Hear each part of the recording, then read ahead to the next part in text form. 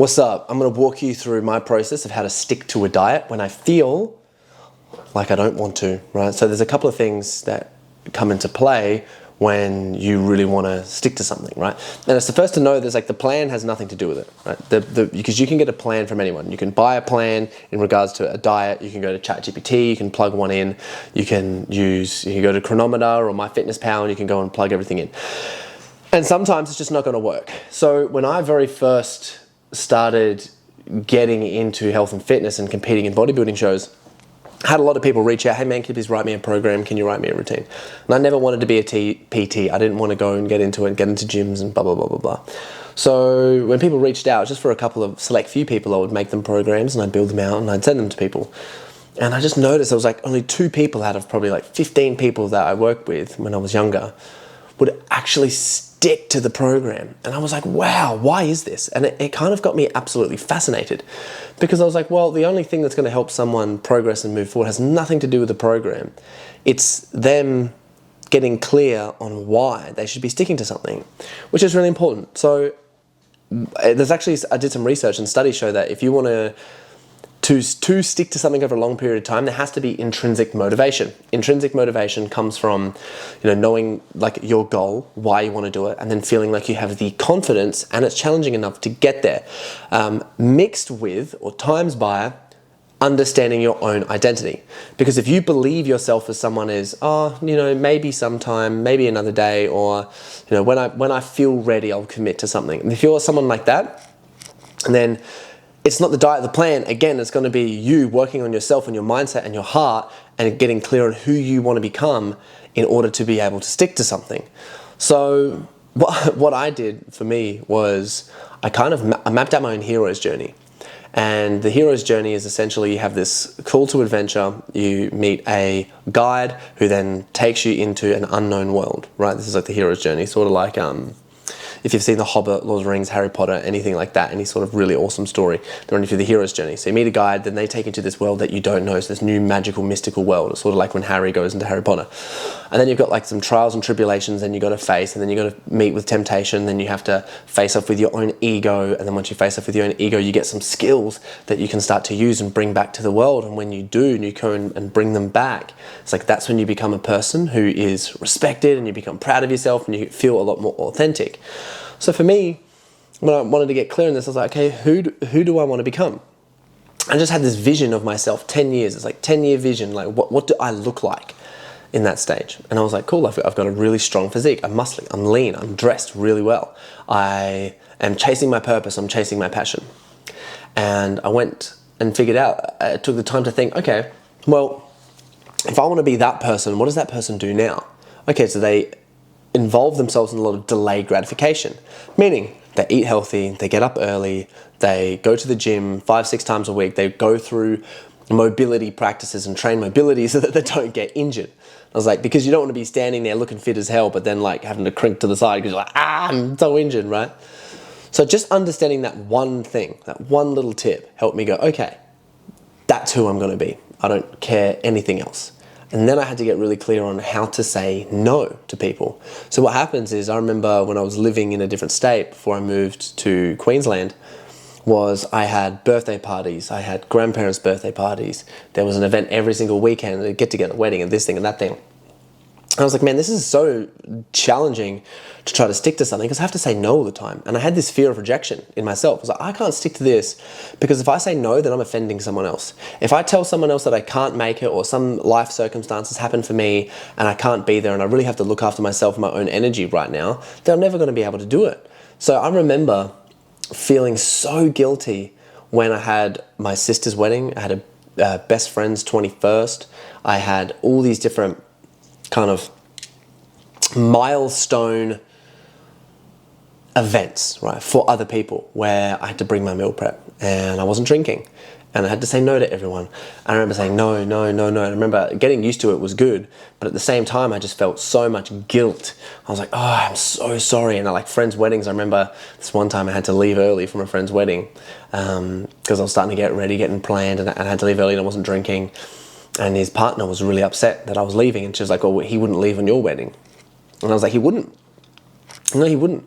But we have different goals for who we want to be. Now, this is getting into a little bit of the extremes, because when I was competing, like, you have to follow everything to a T, otherwise you're going to get on stage.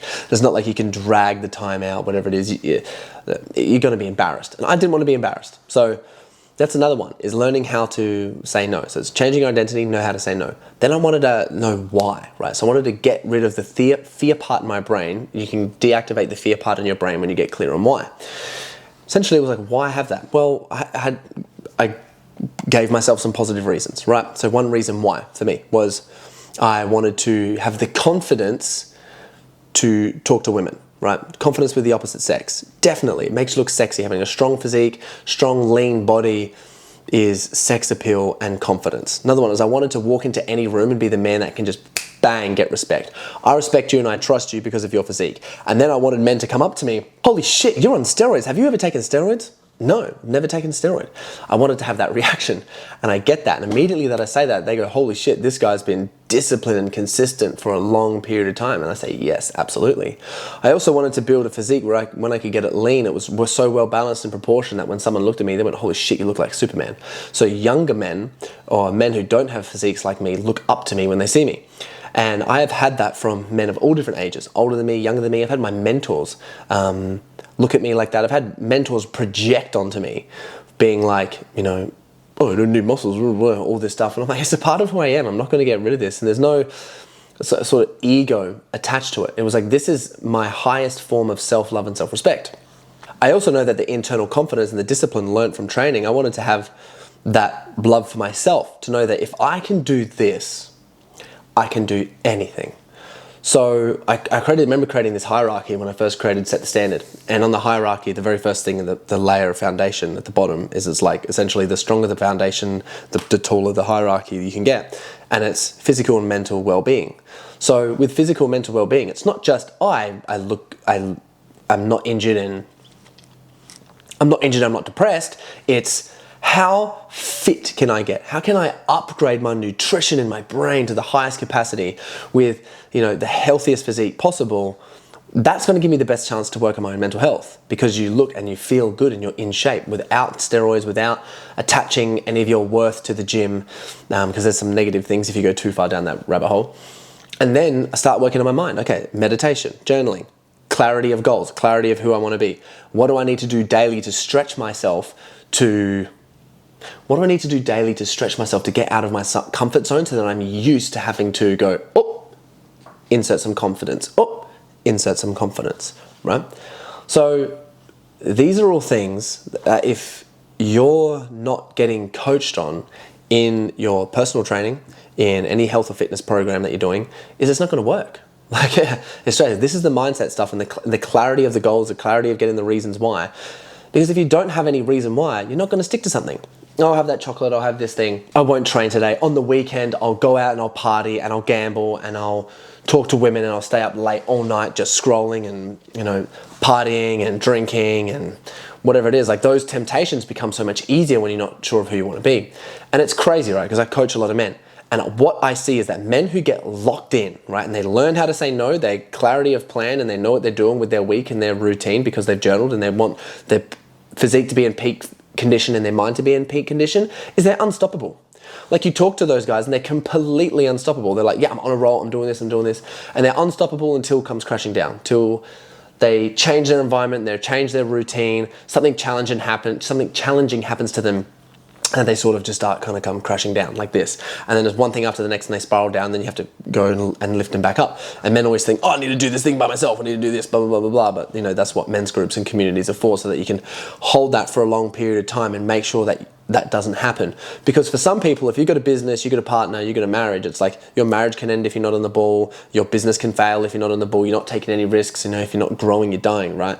So what can happen is, if people aren't having high maintenance on this with their discipline and their confidence, and things start going down, you notice everything starts going down. And that's when you notice people who are overworking, they're overstressing, they've got this, and this going on, is they then self-sacrifice their physique, they self-sacrifice their body. And because they sacrifice, what happens? It all turns to shit, right? It all turns to shit. They sacrifice everything for so long. They go binging, and then they start realizing, holy hell, I need to get my physique in order. They go get their blood tests, they go get everything done, and they go, holy hell, I've got these conditions, my body isn't where I like, I look in the mirror and I feel depressed, I put these clothes on, they don't fit as well as I used to, I can't be bothered doing this thing, I haven't got enough energy to do this. And that's because they haven't respected themselves for a long enough period of time, right? They've lost that for a while, and then they go, oh, I'm going to try to get it back. I'm going to do what I used to do and find out very quickly that that doesn't work anymore, right? Doing what they used to do does not work anymore. So what can they do? They have to do something new. They have to meet new people, join another program, do something else. But what I think is most important is doing this work, right? You got to do this mindset work and this heart work of getting clear on, why you want it. You want to get clear on your identity, and you want to make sure that you're held accountable, but you also have more reasons why you want to stick to something. Because the second, if you have a reason not to stick to it, and you don't have enough reasons why, you're going to do it every time. It's just complete human nature. So these are some of the things that we are teaching in our new course, like our new program that we've got in Set the Standard, that's being built out. So if you're listening to this, it's probably already been built out. You can come and join Set the Standard and do the program.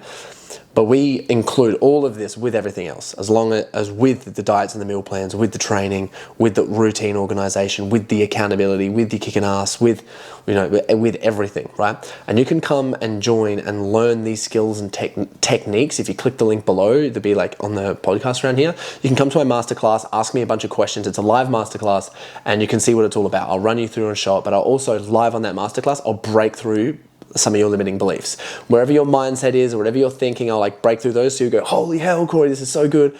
I'm super excited. You've probably already heard some ads around this before, but I just want to share this with you guys because it's so critically important, and a lot of people miss out on this key component. And I want to teach you guys for free because it's something that I've learned, and it's helped me stay so consistent. Like, I've been training in the gym and I've basically been the same size, and I've just improved my physique every single year since the age of 21. Like, I've been sitting around 85 kilos to 95 kilos. 85 kilos extremely shredded, 95 kilos is extremely bulk.